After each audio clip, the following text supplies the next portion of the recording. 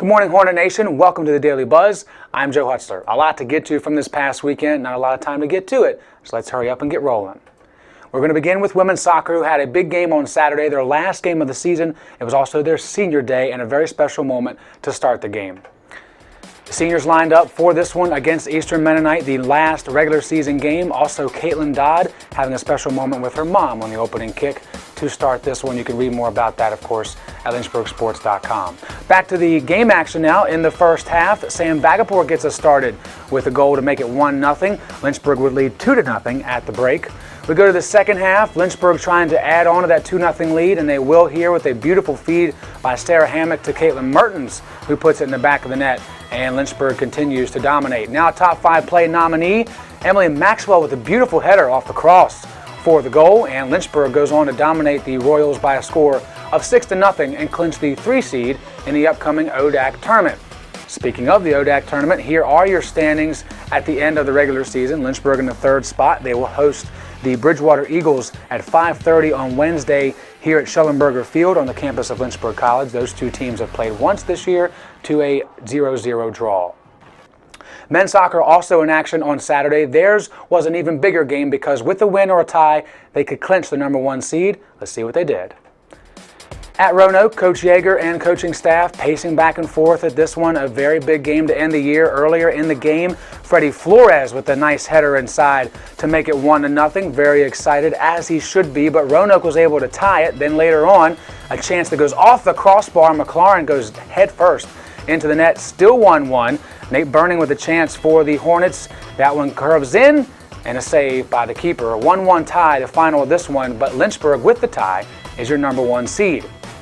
Looking at the standings going into the men's soccer ODAC tournament, Lynchburg will host either Randolph or Guilford, who play tonight, to see who plays Lynchburg at 7:30 on Wednesday at Schellenberger Field. With a win, Lynchburg would host the semis and the finals at Lynchburg College as well. Also, some other games going on from this past weekend. Lynchburg Volleyball with a 3-0 sweep over Virginia Wesleyan, the first time that the program has beaten Virginia Wesleyan at Virginia Wesleyan. So they continue to make this an historic season and get some momentum heading into the upcoming tournament with that 3-0 win. Taking a look at the standings going into the tournament, 6:30 on Wednesday, they'll host Emory and Henry inside Turner Gymnasium. All of those games on Wednesday, of course, can be seen on the Lynchburg Hornets Sports Network. With a win, they will travel to Randolph-Macon on Friday.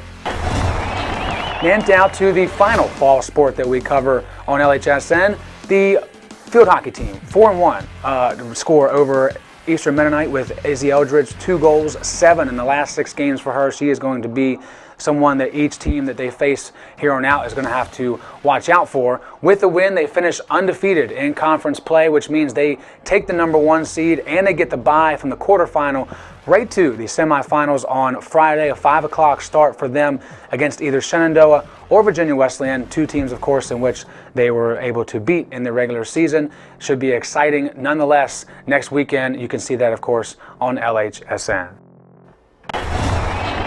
More action from this weekend, hosted by Washington and Lee in Buena Vista. It was the men's and women's cross country championships. Lynchburg well represented, a 6th place finish for the ladies. Morgan Alvis finishing 5th overall individually, and Samantha Schreiber, a freshman, finishing 6th overall. As for the men, a 2nd place overall team finish with individual finishes from Josh Shaw, Drew Smith, and Tristan Lucy Spidel in the top 10. A great day overall for Lynchburg cross country. And we can't forget about equestrian at the IHSA show at Hollins University. In the open division, Antonucci with a 1st place finish in both over fences and flat. A great day for her. Also in intermediate division, top 5 finishes for Herzberg and Bacchus. Lynchburg with a 3rd place team finish. Overall high point rider was Christina Antonucci. As we do every day, we let you know what day it is on the national calendar. Now, obviously, today is Halloween, but there's also 2 more events to deal with today, and one of those is National Knock Knock Joke Day, and I have a really good one for you this morning, so here we go. Knock knock. Who's there? Dwayne. Dwayne who? Dwayne the bathtub. I'm drowning. Thank you. So that was obviously a crowd pleaser, for sure. Now, along with my comedy skills, I'm also a magician in my free time, and today is National Magic Day, so I will perform for you the disappearing trick. Remember, it's a great day to be a Hornet, and we are one nation.